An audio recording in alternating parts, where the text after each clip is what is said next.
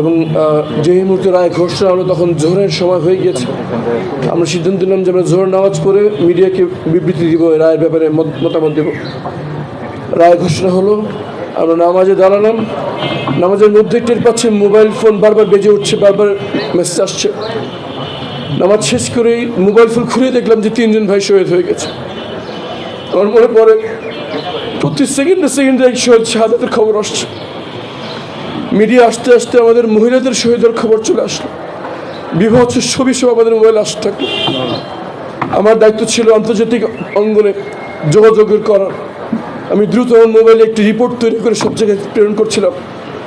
আমার হাত কাঁপছিল, চোখ দিয়ে পানি ঝরছিল, নিজের ভিতরে চরম অপরাধবোধ কাজ করছিল যে পাখির মতো নিজের হত্যা করে মানুষ মারছে, আমরা কিছুই করতে পারছি না। সবচাইতে বেশি অবাক লাগলো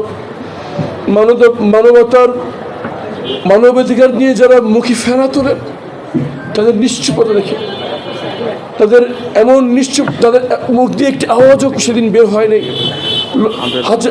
শত মানুষকে, নিরাপরাধ নিরস্ত্র পুরুষ নারী শিশুকে হত্যা করা হয়েছে। সেটি আওয়ামী ফ্যাসিবাদী সরকার এটি দেখাতে চেয়েছিল যে তাদের পক্ষে কেউ নাই। আমরা দেখবো না কি কোন ধর্মের, আমরা দেখবো না কি কাপড়, কে কি কাপড় পরে, কে কি, কার গায়ের রং কি, কার চেহারা কি। আমরা দেখবো শুধু মানুষ। এবং একজন মানুষের মানবাধিকার ক্ষুণ্ণ হলে আমরা সবাই এমনভাবে দাঁড়িয়ে যাব যেন আমার মানবাধিকার ক্ষুণ্ণ হয়েছে। সেই সমাজ দেখে যাওয়ার তৌফিক সৃষ্টি করতে আমাদের দিন। সেই সমাজ অর্জনের জন্য সবাইকে আহ্বান জানাই, আসুন সবাই মিলে গড়ি নতুন বাংলাদেশ।